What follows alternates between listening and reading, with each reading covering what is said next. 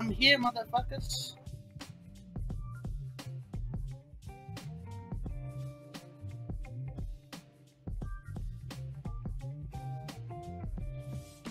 Okay. Okay, sounds good. Okay.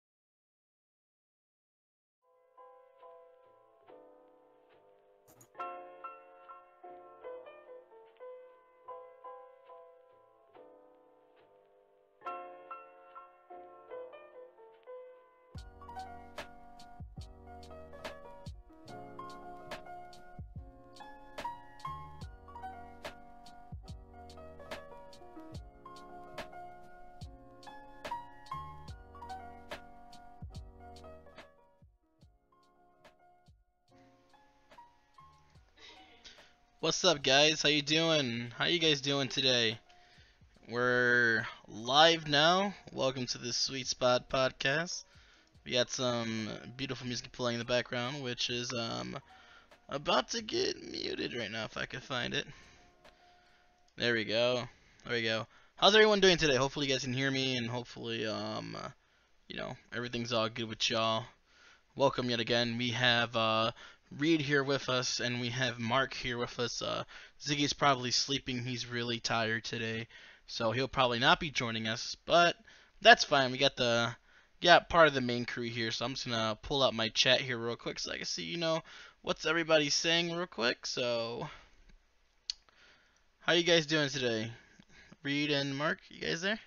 Oh, I'm doing fantastic, baby. How you doing? All right, that's what I'm talking Absolutely about. doing great, man. That is Full great. stomach That is and great. full of energy, so I can't wait. I'm glad. I'm glad. Congratulations to Mark for breaking the Sweet Spot video view record. That was amazing today. Thank you, thank you. And I Yes. saw Smo and Ornstein go down, and that was a beautiful thing. Oh man, I have never been more happy to get rid of a boss. The next boss though is probably my least favorite, so that'll be fun. right now, trying to get this little chat thing working before we go and start doing this. So let's see if I could enable transparency. There we go. That's how I want it. Okay. Okay, so if anyone's gonna write, I can see it now, which makes me real happy. Alright, so let me go ahead and open this up. There we go. That's how I want it. Oh. Alright. Just want to see if anyone wrote into Facebook. And Casey Yates is here. What's up, Casey? Alright, guys. So, right now we're going to do things differently with the podcast. So, Mark has a lot more information on this than I do. So, he's going to go ahead and explain to you guys what's going to be kind of different in our podcast from now on. Okay, so I had this idea not too long ago while listening to a lot of other podcasts, and essentially, from what I've gathered, we're gonna kind of break away from the status quo. Essentially, we're gonna break away from having topics, or basically a set thing. So at this way, because if you notice in a lot of our podcasts, we always tend to, break away from certain topics and we'll start talking about other things, and then we're like, oh well, let's save that for the other podcast. Instead, we're just gonna basically bullshit for pretty much an hour and a half at times. If there is a thing that is very important to us, we will be like talking about that, probably to start it like the podcast off, most likely. But most of the times it'll just be basically us just bullshitting, talking about like what our favorite food game, like gaming while like eating and stuff like that. Like what are our favorite like foods while we eat, while we game. Yeah, what favorite foods while we eat. Yeah, that works. Foods while we game, and basically like basically bullshit stuff. Basically just a bunch of people just talking about nonsense. And I feel that the Sweet Spot can exactly be that. It can just be complete nonsense, just talking about whatever we basically want.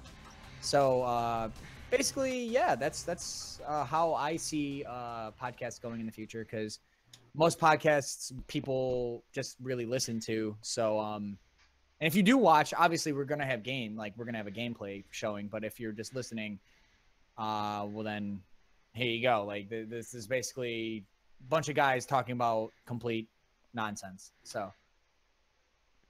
Yeah, definitely. I like the idea of that. So, we'll just introduce ourselves like we always do. I'm Eddie, aka Kanto's Finest. I have a Facebook page where I'm being really active on. Oh, this damn game. I'm being really active on the Facebook page. Been doing a lot of live streams on there, and I've been working a lot with other groups, networking and everything, and getting the Sweet Spot out there.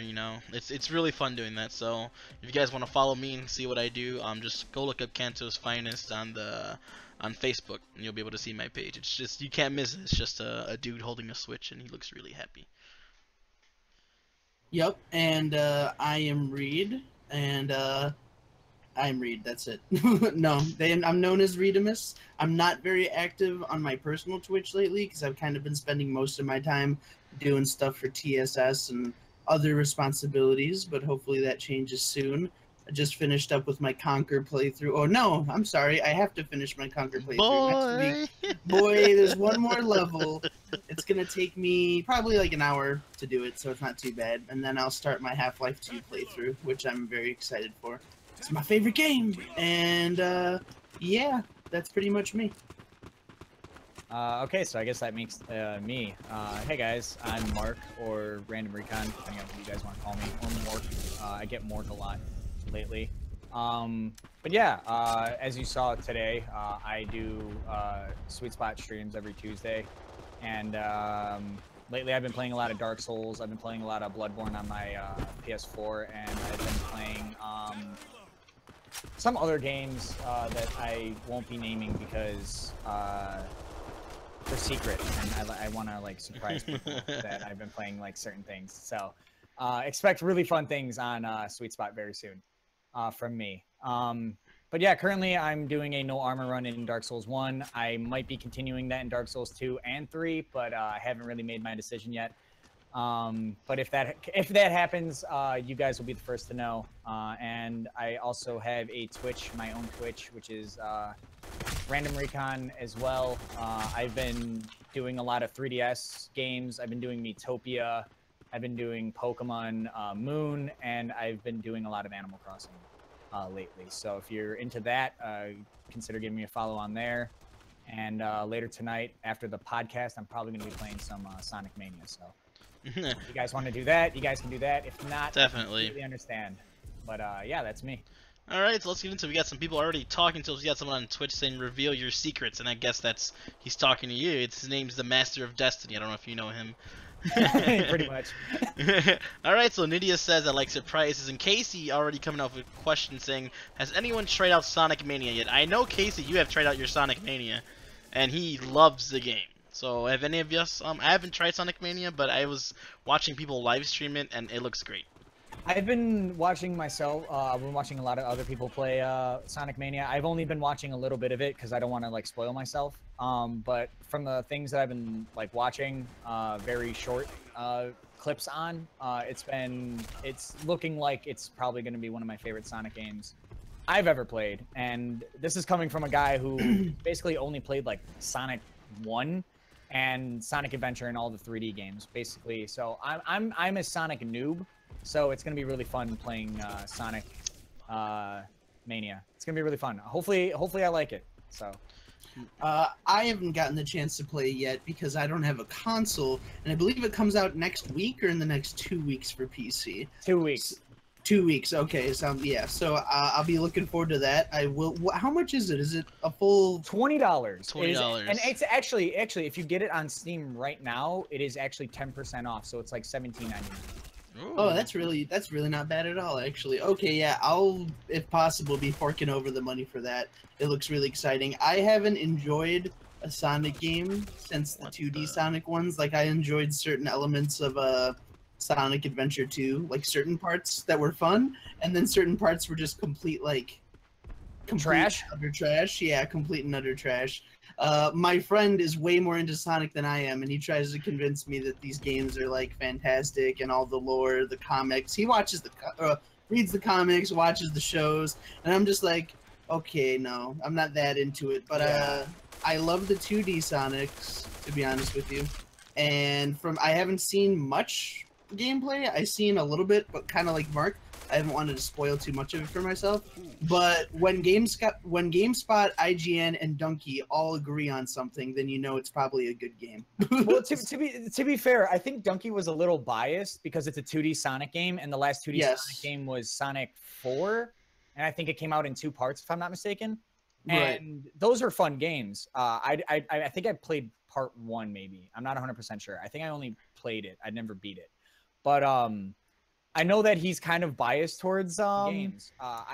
Sonic because he's a really big fan of it. But when, as you said, when I saw GameSpot and I saw IGN rate this game very highly, I was like, okay, all right, maybe it's worth the buy. And then I was watching a live stream of it, and I heard like only a snippet of like one of the songs, and I was like, all right, I'm hooked. The game sounds fantastic. It looks like it plays fantastic. I'm all for it. Yeah, it seems to sound. I heard a little bit of the music, and it sounds like a 2D Sonic game should. And it's good to see a fan game that actually puts a lot of love into this kind of stuff instead of just trying to make a cash in. So yeah, it looks pretty promising. We'll see, but it's interesting because does Sega actually own the rights to the game? Like, did they buy the rights, or? I think what they did was they essentially licensed it in a way where they basically hired fan game like creators, and they all came together on this project, and essentially this is what Sonic Mania is. It's a bunch of fan like game creators making a full-on Sonic game licensed by Sega, which is really fucking cool. Capcom not recently kind of does the same thing whenever people bring up Mega Man. I know I forget which anniversary it was, but they did a anniversary for Mega Man, and it was Mega Man versus Street Fighter characters, and each level was like a certain Street Fighter like level, and it was really fucking cool. And it was a Capcom licensed Mega Man game, except it was all made by fan game creators, and it was really fucking cool. And it's really nice to see that another company is also doing the same thing with their a huge franchise that we all thought was on like critical level of death. So it's really nice to see. I just wonder how they feel knowing that some fans that don't even work for Sega made a better Sonic game than Sega's made in at least 15 years. I mean, I think they said that in a way it's like it's nice. It's kind of insane that sometimes I think they also said that, you know, in terms of some games you get fans that are even more creative than the actual team that makes it. And in this, and I guess in this is one of those times where the fans are in control of Sonic, and it's kind of weird. Yes, definitely super weird. So I'm gonna be getting it soon. Eddie, what platform are you gonna be getting it for? I'm gonna be getting it for my Nintendo Switch because portability is what sold the game. I mean, right now I think the Switch has the best version because of portability alone. Which, you know, if you're playing on the PS4, you're like, oh, you know, I gotta stop playing. But no, with your Switch, you can take it with you. So definitely gonna be for the Switch for me. I know that there is issues with the Switch. Yeah, it's just a home button issue where if you press the home button, it's a 4-second delay, which it's an easy fix to be honest. But so far, other than that, it's not really anything else besides that. That's really it. Yeah. That's really the only issue that I've heard. And then Casey saying I was really happy for the boss for Chemical Zone Part 2. He was surprised. I don't know what boss. Spoil it. I don't know what boss is so surprising there, but we're gonna find out once you play the game. I'm curious because people have been saying that there's like a certain surprise for people, so that'll be interesting. I'm really excited. I'm hoping that the PC port is going to be a good PC port. Oh, I feel like it will be. I'm pretty sure it will be because 2D pixel games are almost lend themselves more to a computer. Yeah. I feel like the only thing is that I worry about is anytime I see a PC port that's like a few weeks later or a few months after a console port, I get nervous. Yeah, completely understandable. We've all been burned there before. Yes, part of the reason why I'm slightly nervous about Destiny, but I guess we'll see how that's running in just a few short weeks. Yep, I'm very excited for that. Do we have any other questions that anyone left in the comments so far yet, Eddie? Right now, those are the only ones. I have nothing else on Twitch or YouTube, but there was someone last week when we didn't do our podcast wanted to talk about the Legend of Zelda Breath of the Wild DLC and how we're liking it. I know Reed got a little chance to play some of the Trial of the Sword. So if you wanna start it off, Reed. Yeah, I mean it was awesome. I got to play through. I think I survived till I want to say what is it? It's 50 waves, right, or something like that. Yes. So I want to say we made it to wave 15 or 20. You were with me. I couldn't remember how far we got. I think. And then you just 20. got completely and utterly smashed. I think the Trial of the Sword is a whole lot of fun. It reminds me sort of like the Colosseum in Fable 2 or something like that, or even in I forgot what the name of the area is in Oblivion where you can go and you can duke it out with people to grind and get XP. But it kind of reminds me of that, and I think that's fantastic. I think that they added all kinds of other cool stuff. The Korok mask, which is going to help you find Korok seeds, which there's 900 of them. I don't think I've ever seen so many collectibles that I actually wanted to get. So I think in my 140-hour playthrough, I wasn't intentionally looking for Korok seeds, but anytime I saw a Korok seed, I was grabbing that shit. And I only grabbed maybe 150 of them, so I missed 750 damn Korok seeds. So that's gonna come in handy. And what I really love, which is super underrated, I think, is the heroes. I think it's called the Hero's Path, where it shows you up to 200 hours of most recent gameplay. Shows you everywhere that you've been, as well as everywhere that you've died. And I really love that feature because one, I explore like a fine-tooth comb in games. I don't go from place to place to place. I kind of pick a region and go over it with a fine-tooth comb and want to get every nook and cranny before I move on to the next one. Dude, so I think that feature was my favorite because it like right as soon as like you go all the way back to the beginning of the game and then you start like playing like where you started and everything, it like floods back all of your memories that you first had with the game, and it's like holy shit, like this is the first path. Like, and then you're remembering like, oh, why did I take that? Oh, that's right. That's when I saw this, and that's when I saw like this rock, and I was like, oh man, I want to climb that, and it was just really cool. Yeah, I thought it was fantastic for that reason exactly, and just in general, being able to go back and see all the times you died, especially if there's one area or one like particular like enemy that you died 10, 20, 50 times to, and seeing it replay was kind of hilarious. I know that was for the stealth in the Yiga, I think the Yiga clan. Oh my god! When you're infiltrating it, and like you got to go through and you got to like throw those bananas and distract the guards and stuff. That was fun. I think that was my hardest part because I am terrible at stealth. And for like the longest time, I was like, "Oh, I can take these guys, like no problem. I'm just gonna tank them." They're strong. They one shot you, like regardless, like they one shot, and it's like, "Fuck." Well, I can't do that, so I'm dead. And then like I just keep watching myself die like 500 times. And I'm like, "Damn, this is it. Like this is where the Yiga clan was." I think it was a little annoying that in the course of the actual game, all the random Yiga encounters that you experienced, they were pushovers, and then you get to the Yiga clan fortress, and they just completely whoop your ass. Yeah, it was a little surprising. Yeah, just a bit. But then, like, the boss itself was like a complete pushover. And he knew he was a pushover. He was like self-referential pushover. But what else came with that DLC? You got some of the Phantom clothing, got some other clothing, got the Majora's Mask, yeah, and I know you got that Phantom armor that that I think those guys from Spirit Tracks are wearing. I'm not too sure if that was yeah, I think it was the guys from Spirit Tracks. Yeah, I think so. Yeah, and that gives you more attack, and then you get the Tingle armor.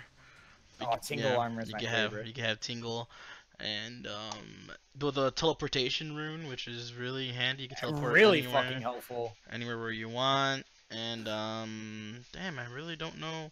I think there was pretty much it. Yeah. I thought there was some story missions that they put in there too, but I could be wrong. No, that'll be the next one. The ballad of whatever. And it's the next one. That's Ballad of the Heroes or something like that. Yeah.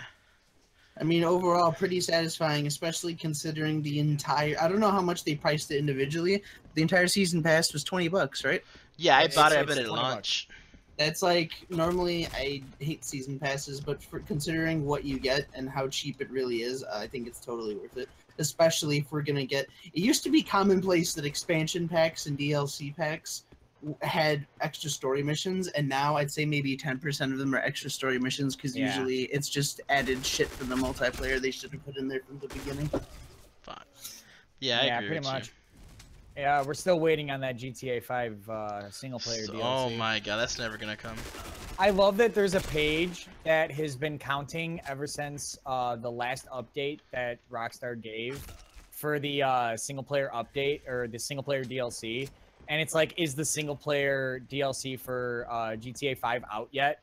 And like it counts down the days that it's been since their last update, and it's kind of sad, but it's also really fucking funny. I'm assuming that they're pouring most of their resources for single player story missions into Red Dead right now because people have been hyping the shit out of it. No, dude, they've been only doing strictly all of multiplayer. Their GTA Online has been making them so much money.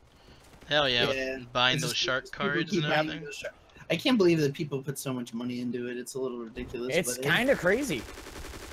Well, hopefully we don't have a Valve situation where they find a money factory and then they refuse to just keep making like creative new games. It's kind of sad because I remember Take-Two recently has said that they want to incorporate more microtransactions into Red Dead, and it's like, fuck, man, like just stop. I don't want no microtransactions in that game.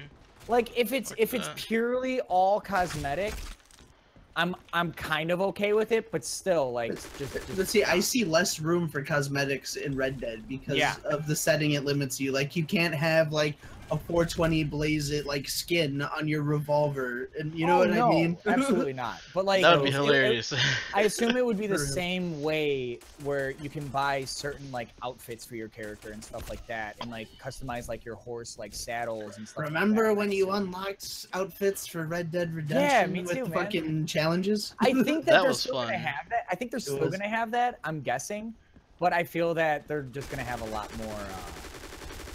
lot more cosmetic stuff where it's like, oh, you can unlock playable John Marston in multiplayer, and it's only $5.99. It's like people are gonna buy it. Like people are going to. Oh yeah, it's it's like, John Marston. Fuck, like it's to be fair, it's I think shitty. they're trying to milk their money as much as they can. Oh, Because yeah. unlike some companies, like Rockstar is one of those companies that has two big series that they're known for, and they're kind of like Bethesda in that way, and they only make a new one every few years. You know what I mean? So it's like this is gonna tide you over for this game is gonna just GTA is gonna tide you over for the next 5 years. We better milk some more money out of it, especially once, as if they didn't get enough money from waiting almost 2 years to release a PC edition to make us all thirsty for it. Yep.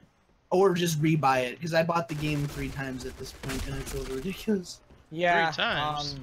Yeah, I bought it for 360. I bought it for 1, and then when I had my 1 for a short period of time, and then I got a PC, and I was like, this is going to be the definitive version, especially because mods, you know what I mean?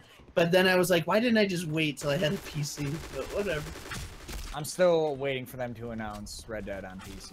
Until then, I'm That's gonna holding be off. great. I don't know what they're gonna do, but that would be nice, you know. It's gotta happen for the fact that like it has to happen. They had so much backlash when they didn't do it for Red Dead Redemption, so I feel that there would be even more backlash if they didn't do it. I feel like we won't get it on launch, but we'll get it like a couple months after. And honestly, as much as it sucks for me to say this, I am not buying it on a console. That is a game that I don't want to buy multiple times, and it's a game that I kind of just want a definitive edition on. Yeah, totally understandable. And I think it's going to be a lot easier to do some of that aiming on horseback. Yeah, if you can slow down time with your with your mouse, it's gonna be nice. Hopefully they bring that back. Hopefully that's a feature that is like returning. Oh, definitely. I hope that was fun. Would you expect them to take it out and streamline it, or? I feel that what they'll probably do is it'll be because if you notice, there's certain characters in the trailer where they're all riding together. And obviously, we don't know if that's going to be multiplayer, but maybe that was single player, and maybe you're able to have different characters, and maybe they'll have different abilities, kind of like GTA 5. Yeah, like where you're switching between multiple. Oh, I don't like that. I mean, it's honestly, it's probably going to happen. You know, see, I liked that in GTA 5 because I thought it was interesting to get, because it was almost like 2 characters that we've played before in GTA and then a complete psychopath, and switching between them in the same mission was fun. But I feel like Red Dead was more story based than any of the other GTAs, really. Oh yeah. Like, for GTA, it's mostly you have this character and they're reacting to the wacky asshole-ish people around them, whereas John Marston was actually a full-fledged character. So I'd be kind of annoyed if they didn't make it more character based when they swapped around like that. It'd be cool if you could have a party system. That might be cool. Throw some KOTOR influence in there. Pretty cool. And switch between one. Yeah, but I don't know how they would fuck with that narratively without doing exactly what I was just complaining. Yeah. So who knows? A little confusing. I'm hopeful. I'm hopeful for the game. I want it to be good. I'm sure everybody in their entire life wants it to be good. Oh, definitely. Because it's Red Dead. I'm not gonna lie. I was a little disappointed with it being called Red Dead Redemption 2. I kind of wanted it to be a new game, not a sequel, or a prequel in this sense. Because if you look at the game, it looks very much like a prequel. Yeah, it does. Yeah, but, it looks more Old West. Yeah, it looks way more Old West, and also I'm pretty sure that was a young John Marston in that group. So I'm assuming it's with him. It's him and his posse roaming through the land. I'd assume is what the story's going to be. But obviously we don't know since we haven't heard anything in what, a year and a half now. Yeah, I'm hoping we get some more information pretty soon or something like I'm that. guessing E3 we'll get something. Yeah, Rockstar tends to do that. I remember being incredibly hyped for GTA 4, and all they showed, it was a very similar trailer, where all they showed was really pretty, wide panning cinematic shots of like the city and stuff like that. It was basically the same thing. Yeah. So another year or something like that. 6 months later, they'll come out with something. So. I'm sure. I'm kind of it's like we're getting less and less information nowadays during E3. Like all we're getting is like really nothing for E3 nowadays. And Yeah, it's like sad. we kind of just get it's also it kind of makes me angry when like game companies release their game trailers like a week before E3, and it's like you could have just like gave everyone like more hype if you had released it at E3. I don't know. I If don't know, anything, man. what they should do is almost like how they do it with Super Bowl and release like a teaser, kind of like a Super Bowl teaser, like Yeah. a few days or a week before, and then the full 3-minute trailer could be at E3, and that Yeah. would get people hyped as shit. You know what Yeah, I mean? exactly. It's kind of like what in a way what Bethesda did with Fallout. Like they were like they showed off like that teaser, which is basically them announcing that the game exists. And then they were like, you're going to get more information at E3 at our conference. And that was the first time they ever announced the conference. And it was like, oh, fuck yeah. Like, that's like, I'm watching that. And people fucking did. And, it's one of those things where I feel that we're getting less and less information. And now companies are just going to basically do whatever they want. And basically, here's our next game. And it's like, oh, shit. It's literally November and you're releasing a game trailer. Okay, sure. Why not, I guess. That's what makes me nervous, and when it's like last minute marketing at that Yeah. point. Like overhyping can be scary, but underhyping is more scary. It's like, Absolutely. it's like when a movie comes out with a huge actor and you're like, why haven't I heard anything about this movie? And then you're like, oh, Rotten Tomatoes explains it because it fucking sucks. Yeah. And you're like, they were just trying to bury this so no one would even hear about it. But besides that, what have you guys, aside from streaming games, like just on your own time, what have you guys been playing? Pokemon. Pokemon Platinum and Heart Gold. Nice. I just recently Nice. bought those, and I've been really playing those, as well as I've been playing a lot of Mega Man Battle Network on my I love that Game Boy fucking SP. game. That game I is- need to Yeah. download some emulators for it because I've never played. This is travesty to gamers, but I've never played a Mega Man game, Oh shit, dude! Lord. yeah, and I would love recommend 2D shooting 2. platforming games. Like I Yeah. love them. Mega Man 2 and Mega Man 3 and Mega Man X. And yeah, I would just engross myself in those games. Are those on the SNES and the NES and stuff like Yes. that? Or okay, for sure. I about- highly will recommend those games. As well as what is it? What was I playing before on a stream? Why can't I remember? Mighty Gunvolt. yeah, I that recommend game that is type of fun. game. Yeah, I like Really That that looked one. like a lot of fun, actually. That looked like the good Mighty Number 9. Yeah, it's kind of funny that that company Inti Creates made a better Beck game than fucking whatever made terrible Mighty Number 9. And use kinda their funny. character, and yet use their character in it. Yeah, It was almost exactly, like the and it was redemption better. for Mighty Number 9. Yeah. In a way. Yeah, except when you play Mighty Number 9, you're like, wow, this is really terrible. And then you play Mighty Gunvolt, and you're like, wow, this is really good. This is really awesome. This is really the opposite of bad. Eddie, what have you been playing? Man, to be honest, I've just been I haven't really been playing anything. When I went over your house, I was really enjoying Super Meat Boy. So I've been playing Super Meat yes. I've been playing Favorite Super Meat. platformers. Yes, Yes. it's Super Meat Boy. For any of you guys listening that have not played it before, is fantastic. It is like it's similar to Mario with the platforming, except way less forgiving. Precise, and you respawn after like a second, and you get infinite lives, but you need to be exactly on point. And the best part is that if you die 100 million times, you get rewarded at the end of when you finally beat the mission, because you see like a little ghost almost of every one of your lives that failed. So you get to see like a million failed attempts in one second. Speaking of Super Meat Boy, have you guys seen The End Is Nigh, made by basically the same guy, Edmund McMillan, who made Binding of Isaac? No, I haven't seen anything in that. Okay, if you love, this is for Reed, if you loved Super Meat Boy, you will love End Is Nigh. It is on Ooh. Steam, and it is really fucking good. It is a very precise platformer as well, and it is it's a lot of fun.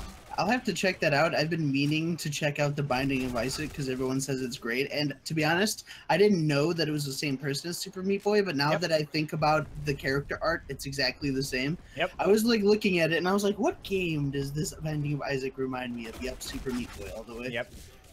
It almost also did he by any chance make this is a stretch? Did he make Alien Hominid? I don't know if you guys remember that was Behemoth. He took ideas from because again, a lot of these games from Edmund and Behemoth were all originally Newground games. Right. And if you go on Newgrounds, there's a Binding of Isaac Flash game, there's a Castle Crashers Flash game, and they all became really famous, and then they became their own game. And they also became game companies, and it's really cool. And yeah, they're all like really good friends with each other. That's why you see a lot of like the sprite work kind of looks like similar. And it's all because they originally used Flash, and Flash is a terrible programming for coding video games. It's absolutely terrible. I think Edmund said that in the first Binding of Isaac, if he had coded one more line for the game would not be able to run whatsoever. That's how much like line of code is in the game, and it's to a point to where if he can't even put one more line of code in the game, or else it'll break. It's like hanging by a thread, basically. Yeah, it's jam packed, and it's kind of funny. And then that's why like Binding of Isaac Rebirth, which is basically the remastered version of Binding of Isaac. The biggest like selling point was it's not in Flash. And it was kind of funny. And but yeah, End Is Nigh is Edmund's new game, and it is very fun, very precise platformer. And if you're a fan of really precise platformers, and you're a fan of Super Meat Boy, I fucking recommend picking that game up. I still haven't even picked it up. I've only seen gameplay on it. And I plan on picking it up very soon, and I do want to do a stream of that. Oh, you should. Don't quote me on this, but you should check out Bundle Stars. Their summer sale is going on right now, and I believe it's $1. But don't quote me. Interesting. But I believe, yeah, I went on there and I picked up the Fear pack. They had all 3 Fear games. Gross. Well, I like the first one. I honestly think the first one is a pretty well-made game, and the second one was like, okay, this is fun, but it's like they strip back a lot of the horror elements. And why are you giving me? And then 3 happened, and then I haven't played 3. I heard it was bad, but the only reason I picked up the whole bundle was because the whole bundle was only $5. Oh so yeah, like, yeah, that's a bargain. Did you also get so for Fear? Did you also get the extraction point?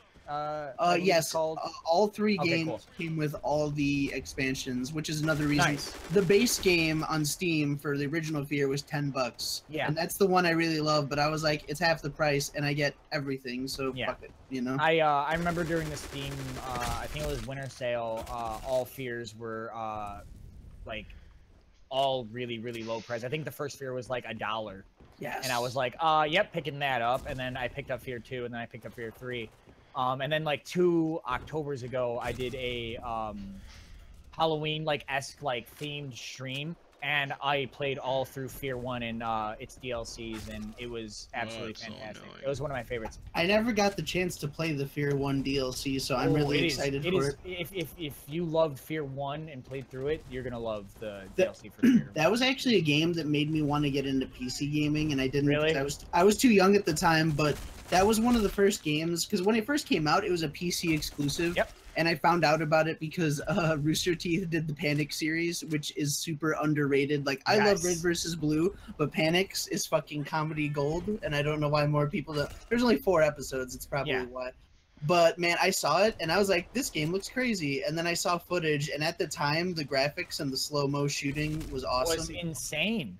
And it was the scariest game I'd played at that point. I hadn't played a lot of, survival horrors, because I was that came out in 2005, so I was like 12, so I wasn't playing a lot of horror games necessarily. And it was batshit amazing, but I downloaded a free demo on some website, and it basically crashed my computer because I had a fucking Dell from 2001 with no graphics card, and I was like, That was the first moment when I realized that gaming computers needed special hardware. You know what I mean? And Yep. I've learned about system requirements, which is a random memory. But I was like, I want a PC. But the next year, it came out on 360, and I was like, oh, never mind. I'm like, Yeah, I guess I don't. yeah. But now I'm glad to finally own it on PC and play through it again. And great game. But so Eddie, mostly you just played Super Meat Boy at my house, and I know you've been playing some free shooter. What's it called? Oh, Black something. yeah, that's what I'm playing right now. I'm playing Black Squad. It's fun. How is that? It's a fun game. It's a good free game. I'm just gonna say that. It's like It looks it kind of looks like what is it? There's that free to play PS4 PC game. It's a shooter. PlanetSide? No. Well, even though I love PlanetSide, no, it's like another one. I forget who it was made by. Black Site or something like that. I forget what it's called. oh, Black Light Tangle Down. Yeah, it kind of reminds me of that. Yeah, I think that's the game. yeah, I know. what It you also mean. has like a like Call of Duty, and it kind of also reminds me of Counter-Strike. Yeah, the definitely. gameplay reminded me of Call of Duty, but the environments and the Look like weapon design, Counter-Strike, yeah. like it looked almost like a Counter-Strike mod. To be perfectly honest, Yeah, with it's you. like Call of Duty meets Counter-Strike. It kind of reminds me of. Yeah, it's a fun game. I've been having fun playing this game. I showed it to Reed and I was just killing it. And now today I'm like horrible. Dude, streamer luck. It's one of those things, man, where you either get the best luck and you get like the best gameplay, or you get complete shit on, and it's like, cool. I love being humiliated on live streams. It's always fun. Oh, at least you weren't. I was trying to get through the laser portion of Conquer for. Oh, I literally watched that weeks. video today and I fucking cried. You watched like the whole thing? Did Yeah. you see me? I got so mad. I just fucking threw a glass of water in my face. I fell asleep to it, and it was one of my favorite things I ever. Like, I woke up to you pouring water on yourself. It was fucking amazing. I was so Yeah, mad. crazy. I was like, what the? Like, I was so frustrated. I was like, this shouldn't be this hard. Like, No. because for a while, I call it gamer fatigue. Like when you get so close, there's like a bell curve. Like the more and more you do a difficult platform Yep. section, you get better and better and closer to the end. And then it gets to the point where you're so mad and so exhausted that you start doing worse. And you're Yeah, like, nah, that's I what just gotta put the. happens. You're like, I gotta put the game down. I can't play anymore today. Like I'm spent. All my Now, mana is welcome to how I depleted. was during Ornstein and Smo. Like when I got there the second stream, and I was like, all right, here we go. Time to beat Ornstein and Smo. Died. All right, well, that was the first try. Maybe the second. Die. And I was like, all right, you know what? Maybe we're not going to beat Ornstein and Smo today. All right, maybe next stream. There's And it was going to be close to, oh, wait, I'm not going to be able to beat him this stream either. Cool. There's few feelings in life, like not just in games, but in life, that feel when you've been beaten up by a boss, potentially literally hundreds of times, and then you finally defeat him. It's like orgasmic. It really is. Yeah, and honestly, it to this day, there's no, in my opinion, there's no more satisfying feeling than beating a Dark Souls boss. No, specifically, especially Ornstein and Smo.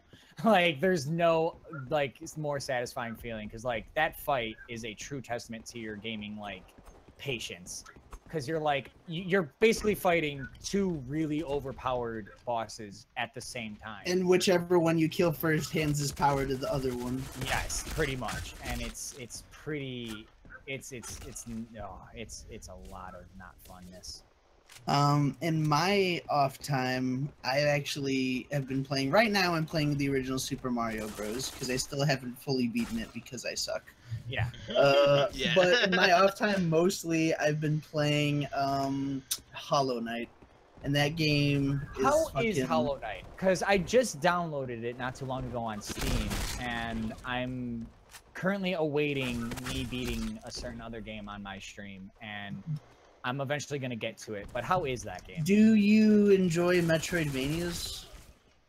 Yes, absolutely. I love... Then- I just recently was playing through Castlevania 3 because the anime came out. Well, I know you enjoy Metroidvanias, and I know you hate games being compared to Dark Souls, but in actual mechanics, there's a lot of similarities, and a lot of that darkness. So if you like Metroidvanias and you like Dark Souls, You're gonna love the shit out of this Awesome. game. I'm because I know it's been getting high fucking reviews and high praise. So I've been really meaning to like just sink my teeth into it. And It's a masterpiece of 2D exploration. I've heard Donkey. It's a masterpiece for your wallet. So For your yeah, I really copped it excited. for I copped it for $9. It was Same. on sale. Yep, it was on sale up to the last date of my birthday, and I was like, sweet. Someone sent me money for my birthday, and I was like, all right, looks like I know what I'm getting. And I've played other Metroidvanias, and some of them I really enjoyed, and some of them you have to really enjoy it to have the patience for all the backtracking, because there's like a lot of backtracking. Because when obviously you unlock a new weapon, new ability, you start doing something new. But this game, the thing that I really like about that's most similar with Dark Souls mechanics is when you die, you drop all of your currency, essentially. I think it's called, I forgot, it's not souls, it's something else. Yeah. And not only that, but your health bar, or I guess you would say your health pool, because it's almost like a round crystal ball thing, it gets shattered, so you can hold less, it's not just less health, but so less essentially that you can, get less health. you get less ability to heal health, I should say, because you basically every time you do an attack, you fill up this globe, and it has 3 charges in it if it's completely full, and that'll heal 3 slots on your health bar, and you have 5 slots. So every time you die, a piece of it breaks, so you have even less, and you drop all your shit. And when you come back, instead of just picking up your quote-unquote souls, like the retrieval like you normally would, your quote-unquote retrieval is a phantom of yourself that you have to fight, which is like, so essentially you become zombified in a way after you die. in a way. And to be fair, I mean, it's easy enough to kill yourself because it only takes a couple of hits, but the feeling of it is awesome to come back and have to kill this phantom of yourself. Awesome. Holy shit. It really, really is. I'm glad I bought it, because I was like, I feel like this game is going to be one of those games where if it passes me by, I'm going to regret it. Yes, and it's quite challenging. Like, it's not one of those side scrollers like certain Metroidvanias you can just button mash. Like, almost every enemy can counter your attack or block it. So it's like you really have to like time your shit accordingly. You just got to think about it. So it's a patience test. Yeah, it's patience, but also it's quick patience, if that makes sense, because these things attack very quickly. Most of these bosses. I'm on board. You have very small windows sometimes where it's like there's a second difference between hitting them and not hitting them and getting stabbed in the face. And plus, anytime you have and you play a bug and you're in a bigger bug world, so it's kind of like that Oscar bait style of game design for indie games where you're like a small creature in a cute but dark, fucked up world. I like that. So yes, all of the things mixed together, it's fantastic. Go play it. I'm addicted to it right now. The only reason I'm not playing it now is because I like to talk to myself when I play that game. Because I'm like, wait a second, where am I going? Oh, I gotta go here. Okay, yeah. And they have a nice little map system where you gotta buy. You kind of like pay for the maps once you explore enough to find the map keeper. But all the parts of the map aren't filled in until you fill them in yourself. Nice. I like that. It's awesome. And there's a charm system, which is pretty great. Sorry? Like a charm system where you unlock multiple charms and like stuff, and you equip them and unequip them. Whenever I hear like it's a charm meter, I think of like, oh, the character is too adorable, and like you get like certain, I don't know. I just thought for a split second you meant like, oh, there's like bartering, and you can barter and like. Oh, you mean like a persuasion? Yeah, thing, like a charm, where, matter. where like you can persuade him by your good looks. No, like a charm, like you unlock certain like charms. Trinkets. Yeah, trinkets. But and you can equip 3 or 4 of them at a time, and they all have vastly different effects on not only combat but like all kinds of things. So nice. Yeah, it's fantastic. It's one of the. It was so good that I bought it for Eddie for his birthday, and he's gonna be streaming it on Thursday. Fuck yeah! Yes. Make use of that controller, boy. Because I was missing my controller today. I had a friend over, and I was like, man, I need a second controller for Injustice. And I'm sorry. It's okay. I like Metroidvanias. I play this game called Dust, and I love that game so much. Dust is cool. It's kind of like a Metroidvania. I played that on my Xbox One or 360. I can't remember which one. It was free to play. It came out. I don't know where it was. No, it was on PS4 for free. That's where I got it from. And it kind of reminded me of a Metroidvania, except like anime art style. Yeah. Very like kawaii. So Yeah, and That's kind of what, playing in a case way, story that's and what other kind of shit. turned me off from that game. Because like the art style just kind of, for me, it was off-putting. For Metroidvania. It was a little furry friendly. Yeah. is what It I'll say. was I wouldn't a be little surprised crazy. if You there can was a definitely shitload tell of by the Rule way the game 34. looks. Yeah. Oh, are you kidding me? That's like that with Hollow Knight now. Like, are you kidding me? No. Yeah. Oh, yeah. With Dude, it's like that with- they're bugs. That's not cool. Okay, so there's a rule on the internet. I forget which rule it is, but if it exists, there's porn of it. I think it's 34, if I'm not mistaken. It is Rule It's 34. 34. Yeah. Okay. Yep. Thank you. Wait, who is that? Did someone else come into the think chat that I so. missed? Let me see. Ghostly Foil. What up, Ghostly Foil? Well, this is my friend Joe. Sorry, Joe. We're doing a podcast right now. No worries. I thought I heard it. I thought I heard another voice. I was like, wait a second, is there a ghost in here? I freaked out for a second. It's me, Margaret. Anyway, so that's mostly been what's been taking up my time. I'm super excited for I wish I had a capture card because I'm looking forward to Half-Life 2, but if I had a capture card, I'd be streaming some God of War 2. I'm ready to play God of War 2 and 3. Hey, Reed. Are you looking for a capture card?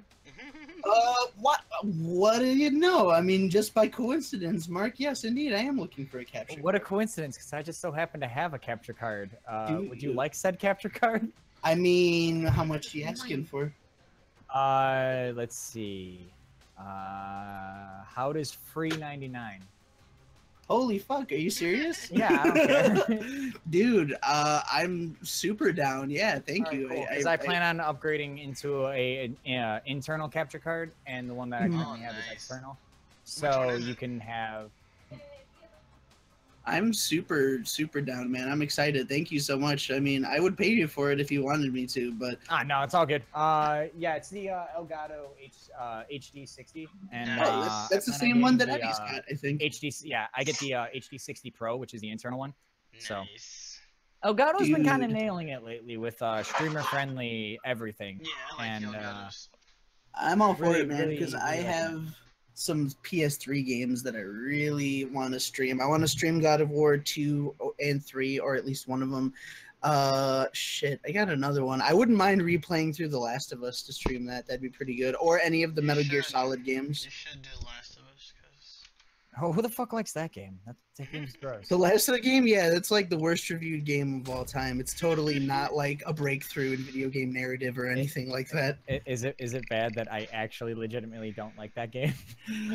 Well, I mean, okay, we'll have this conversation now because this is unpopular opinion time, but it's an understandable one. When I first heard of The Last of Us and first played the beginning of it, I was like, what's the big deal? Because like, it wasn't that anything was done poorly. Like the combat is like intuitive, and especially specifically melee feels better in it than most That's third-person big games deal, do. Like because, it felt like it wasn't raw, like the emotions didn't feel like Oh, silly. shit. You know what I mean? Like a lot of third-person games, you try hitting someone with a bat and it feels like completely fake. In this, it felt very visceral and real. But at the end of the day, I was like, this is a zombie shooter. And we have 100,000 zombie shooters. What makes this different? Yeah. I didn't even Even- notice we had people writing to us because my Facebook does not like to read comments. It's always great. Yeah, I hate that shit. Okay, so is a company suing Nintendo about the Joy-Con controllers? And Yes, there was. Yeah, and Casey, that was not me that never played Mega Man. That was Redamus that never played. I played Mega Man before, trust me. Yes. And he was saying that he has to unsubscribe for our YouTube because he's like, I can't be associated with anyone that has never played Mega Man. Yes, I have never. I will get on that soon. But real fast to finish what I was saying. I didn't realize what the big hype was, and in terms of narrative design, once I got more into the game, I've never felt more. I wouldn't say I've never felt more connected to characters, but I felt like I was watching. I know people say I don't want to watch a movie. I want to play a game to play a game, but like I felt like that's the only game that I know of that could be actually adapted into a good movie, because the amount of narrative detail and subtlety in the writing and then the characterization was really great. And it was the only game with an escort like component to it that I didn't completely fucking hate. And when I got Bioshock to Infinite. Oh my god. Bioshock, oh you know what? You're right. I put my foot in my mouth there a little bit. BioShock Infinite was a really, really great one, but you didn't. I was about to say you didn't. It was also the only one that you got to play the escort that I didn't hate, and I actually the section where you play as Ellie was the best part for me. Not necessarily because I enjoyed playing with Ellie more than others, but they did it well because.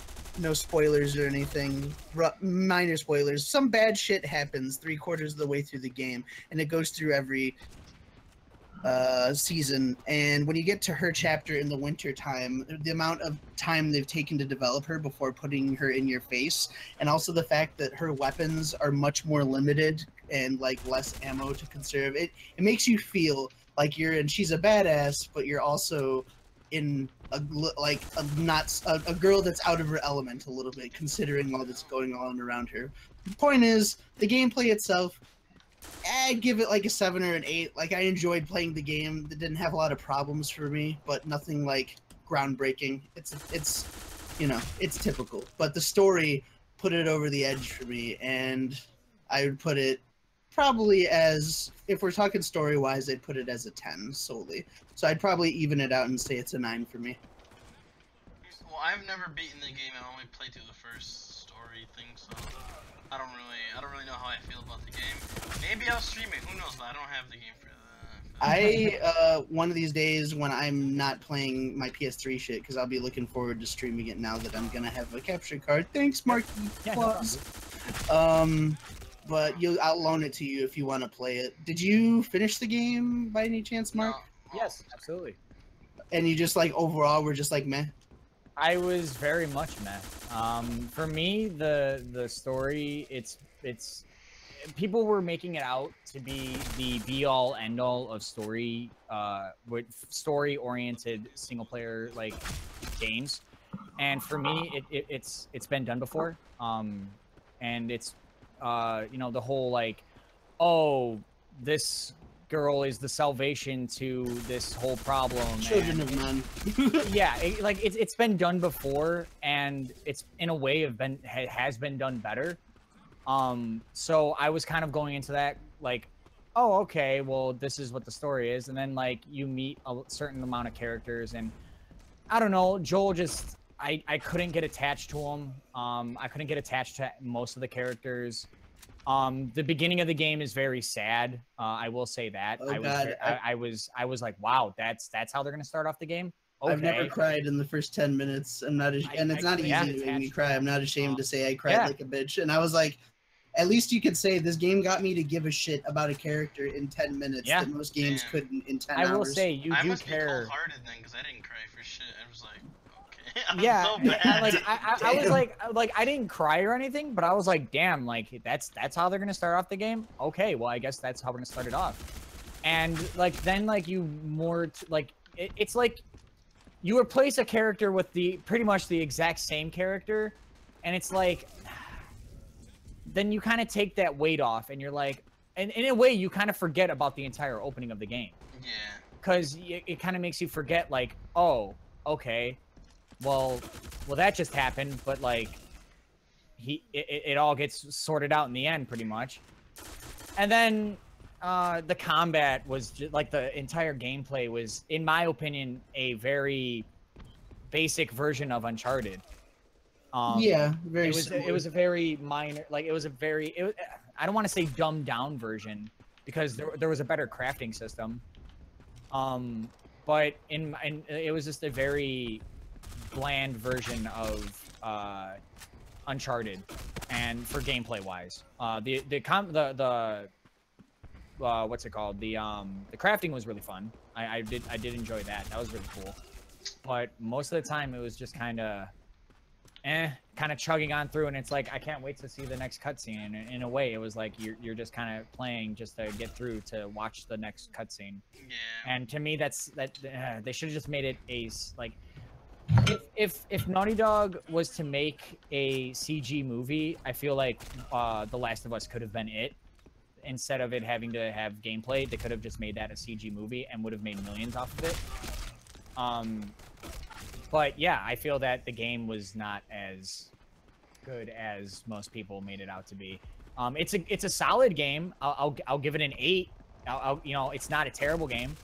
It definitely has its narrative. It has a very good narrative at that, which has been done before. But yeah, it's not terrible. It's not a terrible game. I hate when people think that. Whenever I say that not Watch Dogs, wow, that Last of Us was a in my opinion wasn't the greatest game. They always go, oh, then you hate it. You hate the game. You gave it a 1, and I'm like, no, it's a good game. It kept my interest all the way to beat it. Not many games do that nowadays.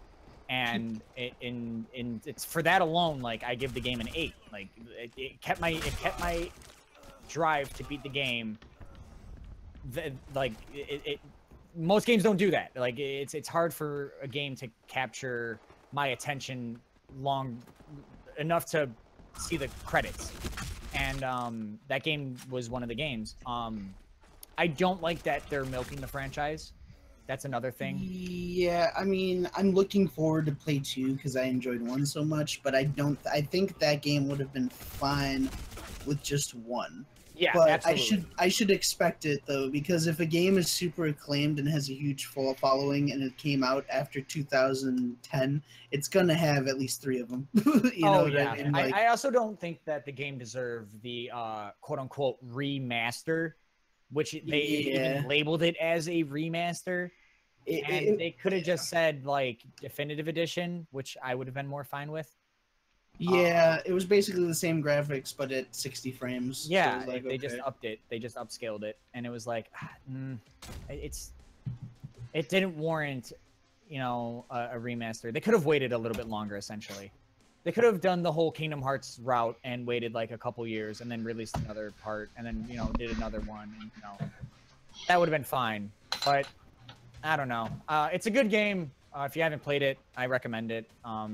I wouldn't say that it's the be-all, end-all of video game like story, because there's better that are out there. To me, the story itself wasn't like the story is pretty typical, like in itself. I think what did it for me was the execution and the way that the story was delivery. The delivery. Right. That was, I think, what really nailed it. It could have been incredibly generic and stupid with the same story, with the same script. You know what I mean? But the way the delivery and execution of the lines and characterization was what made it good for me. Mostly characterization, but what you said about criticism and numbers resonates with me a lot, because anytime I tell someone I'm giving a game less than like a 9 or a 10, they automatically are like, oh, but this is a good game. And I'm like, All right. I'm not IGN. Oh, go ahead. Nydia saying, what do you guys look for in a video game? I mean, would you rather play with a great soundtrack than graphics, or, I don't know, better gameplay than story, that kind of thing? Oh, okay. For me, I think, I prefer gameplay and story. I mean, I prefer gameplay and, soundtrack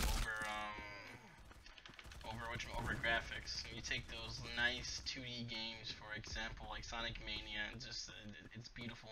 The music is amazing. The music was what draws me in, like with the different environments and everything. So for me, it'll be gameplay and a great soundtrack. It's hard for me to say because I go to different games for different things. If I'm playing a 2D game, like for instance Hollow Knight, for example, or right now I'm playing Mario right now, I don't really necessarily a nice story for that is icing on the cake for me. What I'm really looking for is enjoyable gameplay and a good soundtrack. It doesn't even have to look good necessarily. I like pixel graphics, even objectively ugly pixel graphics. Usually for 2D games, so it really depends. But like an RPG, I know this sounds weird, but something like, okay, Witcher 3, universally acclaimed game, and I enjoyed the gameplay itself. It was still very fun, but I was rating it on the gameplay alone. If it was just the gameplay and it didn't have anything else extraordinary about it, it'd be a 7 for me. But that game is a 9 to me, or even close to a 10, because of it has the other 3. It has great music, it has great story, and at the time when it came out, it had pretty much the best graphics that anyone had ever seen, and at least in a Western RPG. And yeah, so really it depends what I'm playing. At least, as long as you have at least 2 of those, to me, it can be a good game. Undertale has a great story. and great music, but it looks like shit, and the gameplay, to be honest with you, is nothing to write home about. Like, it's completely uninvolved, you know what I mean? But that game is still fantastic to me. So as long as if it has two of those things, it does them well enough to balance it out, makes a good game. But what about you, Mark? So for what makes a good game for me is it's really hard because I judge games really fucking like harshly nowadays. Like I think it's because it's with my age and everything. I think I just judge everything really critical.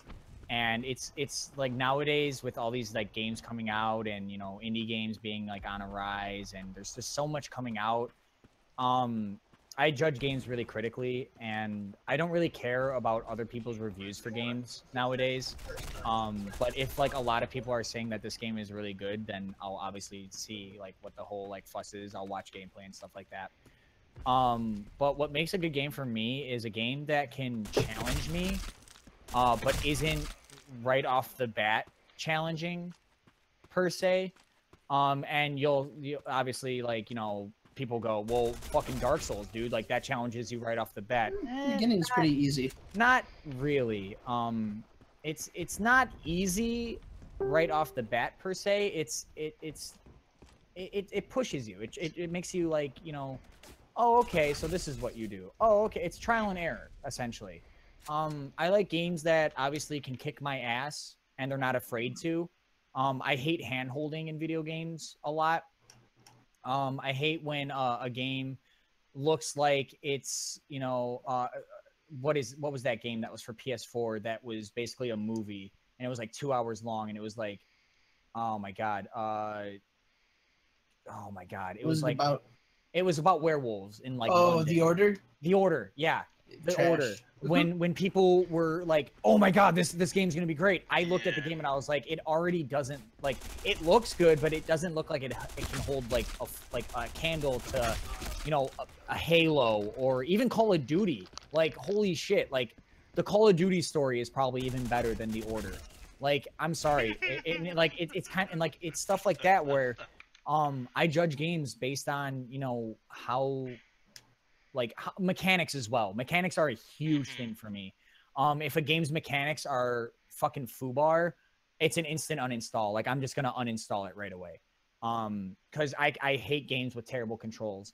But I'm also a masochist, so I'll probably play through it 10 years from then and say that it's even terrible then, but I'll still play through it. Red Ninja. I judge games very harshly, and it's got to kick my ass. It's got to be not afraid to kick my ass. It's got to have a fantastic fantastic soundtrack and sound design. It's got to have a narrative. It's got to have an objective. You know, don't just go to point A to point B, but it's got to, you know, it's got to intrigue me and invoke creative decisions in my knowledge, and it's got to like push certain boundaries. I like creativity in games. I like when games think like for Dishonored, where it was like you can go through that the entire game without killing anyone, or you can just kill everyone. You're never told you have to kill everyone. You're never told you don't have to kill everyone. You just do things, you know. And I like games like that. Like I love the first Dishonored. The second one, but you know, it's still a good game. Like why though? Dishonored 2, just in my opinion, wasn't on par with 1. Okay. It was a good game. It was definitely a good game. It just, I don't know, it was missing something, and I can't quite put my finger on it. But it was definitely missing something. I think it was the introduction of new powers and stuff like that, maybe. But did you play Emily or Corvo? I played both. Both sides, and I feel that I loved Corvo's more because I guess I was more used to Corvo, and I wasn't like, obviously, like I wasn't afraid to use like Emily's powers and stuff like that. It wasn't like, oh man, her powers are too hard to grasp. No, it wasn't that. It was that, I don't know, she just takes more time to get used to because she's new, and for being a Dishonored, it was like, I just wanna be able to know my powers right off the bat because I played. It's a sequel. Yeah, but I feel like they could have updated it. We we also got another question here. Do you think VR is going to have a bright future, or do you think it's already dead? I'll get to that in a second. No, like games have to be. I feel like nowadays games just push you down a corridor and say, "All right, go to point A to point B," and you're rewarded with a cutscene. And then next stage is a corridor with like a bump in the road, and it's like, "All right, try to get past that challenge now." And it's like a cakewalk, and it's like, "All right, stop holding my hand. Just give me something else to do. Like there's got to be something else. Let me like inside of a corridor and it's only one way. Like, is there a back door? You know, is there a side door? Can I go outside of that? You know, it's one of those things where I'll judge a game based on that alone. Like how for instance how Anthem, how it looks, quote unquote, the Destiny killer. And for me, it looked a lot of corridors because it didn't look like you had full freedom. It kind of looked like it was on a pathing system, kind of like WoW. Whenever you travel from certain zones, you're on like a pathing system, and then when you land, you're able to fully roam. You know, it's one of those things where I judge a game based on that, like that alone. I judge a game based on, you know, the voice actors and voice actresses. It's got to have good voice acting. It's got to have, and if it's no voice acting, it's got to make up in the sound department. It's one of those things. It's a lot to do with that type of stuff for me. So on the topic of VR, what do you guys think? Is VR a very bright future? Do you guys see it becoming the next norm, or do you guys see it kind of taking a long time, or was it already dead? It's gonna take a long time to get ready. That's all I'm gonna say. It's gonna take a long time. Why do you say that? Well, I mean, how I envision myself playing VR is being able to, like, you know how those guys are, you know, when they're in those suits and they're able to actually move with their legs and everything, and yeah, that's how I imagine VR. You know, right now, no one, you know, like, the gamer like me is not gonna buy a whole VR set like that with the whole little things that help you move and all that bullshit. Yeah, it's gonna take a long time for any casual gamer to get into VR. It's just it's too expensive. It's too expensive at the moment. Yep. So that's what I think. It's just too expensive at the moment, and they're not utilizing everything. So no one doesn't want to invest into something that they're not, you know, utilizing to their full potential yet. That's what I think about it. I mean, per se, it's not terrible in its current state. I played that Until Dawn shooting game, like the on-rail shooting game on the PSVR, and I think that was the most enjoyable experience I've had with VR. And it's not terrible. It can get very disorienting at certain points, though. I've noticed, but like Eddie said, it's very expensive. You have to fork a lot of money into these products, and it's like not even that. It's so essentially, if you get the Oculus, that's like what I think $600 right now, or $500. Yeah. And then not to mention you also have to buy the games for it, which are sometimes $30 to $40. And then, you know, you gotta set up space, and that's another thing is, you know, not many people nowadays have, you know, big open space houses, and you know a lot of people are in like 1-bedroom condos and, you know, 1-bedroom, you know, apartments, and it's not very spacious. So it's like they don't even get the full use of, you know, their VR and their, you know, the sticks that they use. And it's kind of sad, because you see these companies that are trying to, you know, push this, and you see these places that are trying to push this, but it really doesn't go anywhere. What do you think, Reed? I think that I'm in the middle, whether it's going to fade into obscurity or not. I think the medium has a lot of potential. Price is an issue. For a long time, it was $600 for the. I think it still is normally $600 for the Oculus Rift. Yeah. $200 if you want the hand controls. Really? Yes, which to be fair is the HTC Vive comes with the hand controls, but they're priced at $800. I don't know if it's still going on, but for a short while, a few weeks to a few months ago-ish, don't quote me on this, but I know it was recent, just don't remember how recent. They were doing a special where you could get the Oculus Rift with the touch for $400 altogether. Huh.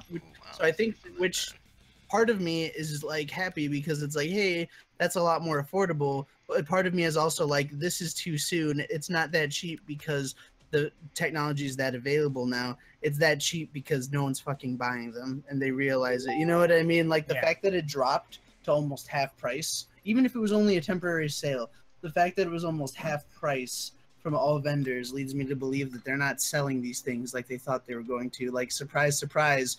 Essentially, it's a monitor.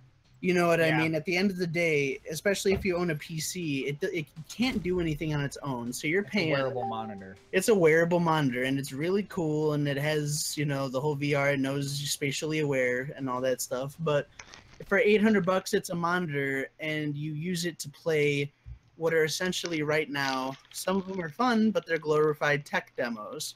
Like, this is almost like a beta stage. Like, I will say there is Resident Evil 7, which is fully playable in VR. Resident Evil 7 is fully playable, and that's awesome. But I don't think not everyone's going to want to pay. I don't know. How much is the PlayStation VR? I think it's 500. Yeah, so it's still a pretty high price ceiling.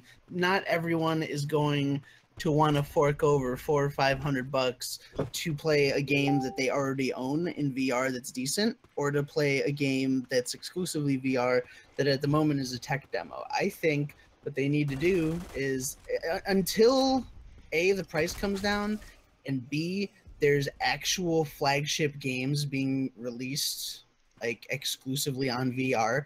Like, just like any console, you have to have something that makes it a must buy. Yep. Like, you know what I mean? And tech demos are not must buys. And Resident Evil, as much as I heard the VR is dope for it, is not a must buy because you can get it on 3 different platforms with no fucking VR. I feel like a lot of companies got to make those sacrifices that, you know, I'm going to exclusively make this for VR. Kind of like how Platinum made the jump when they did Bayonetta 2 for only the Wii U. And that was, you know, that was just like, that's why you had to buy a Wii U to play Bayonetta 2. You couldn't play it on, you know, these. Yep. Essentially, they, like system sellers, there's got to be VR sellers, and it's one of those things where it's in its current state, it's falling apart, but it's the idea is still there, because soon we're gonna get, you know, Doom VR, we're gonna get Skyrim VR, as well as Fallout 4 VR.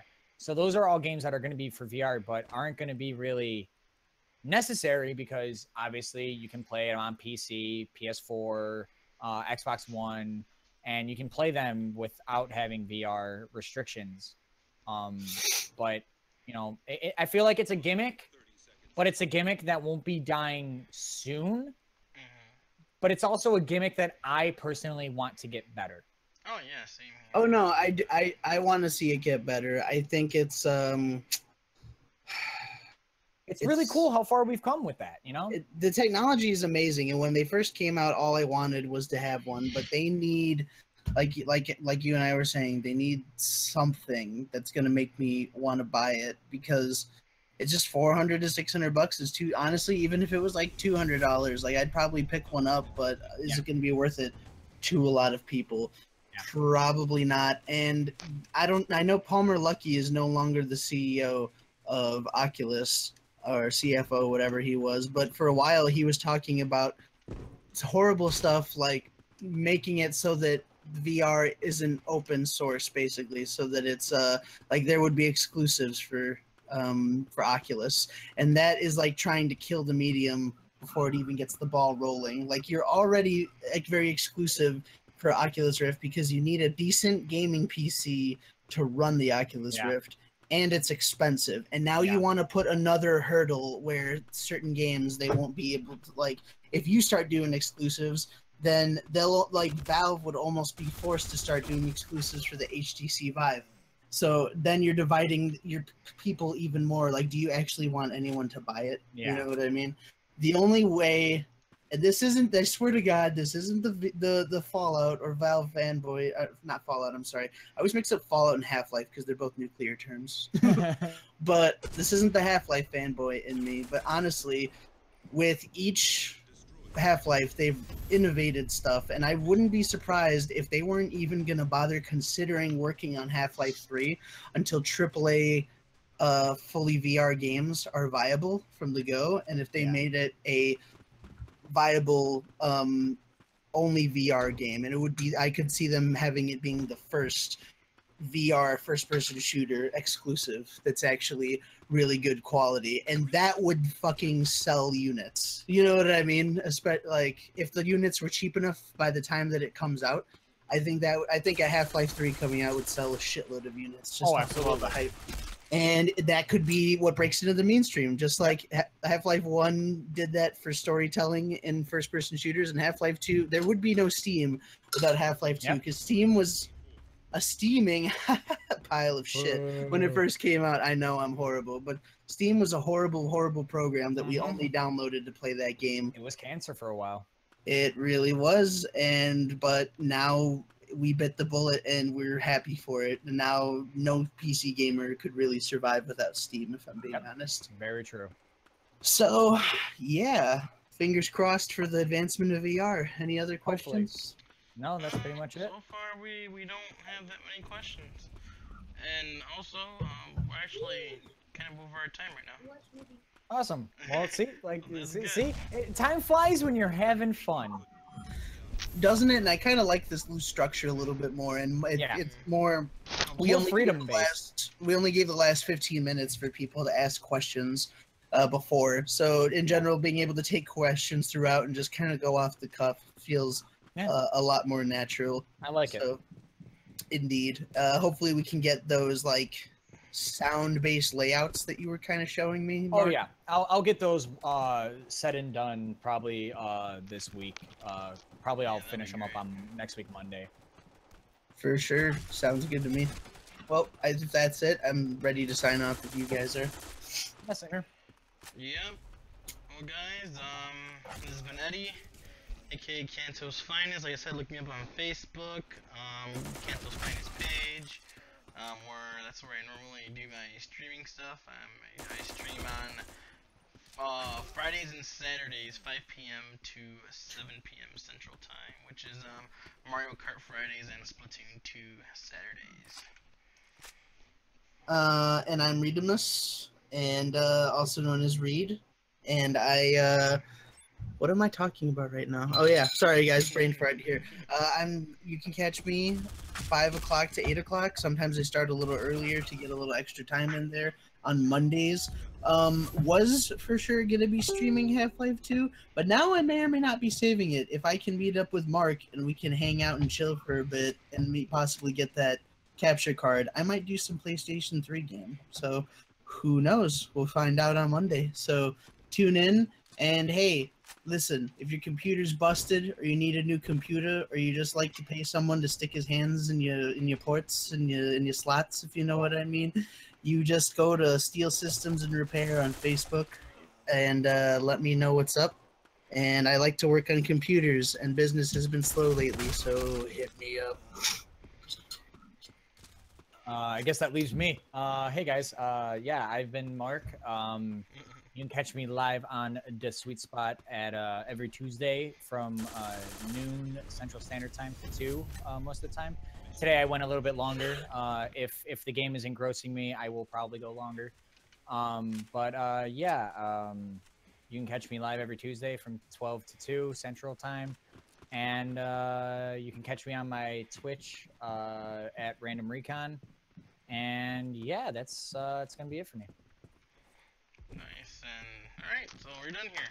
So guys, take it easy, and we'll be back here next Tuesday at 10 p.m. Central. So guys, see you then, guys. We're out of here.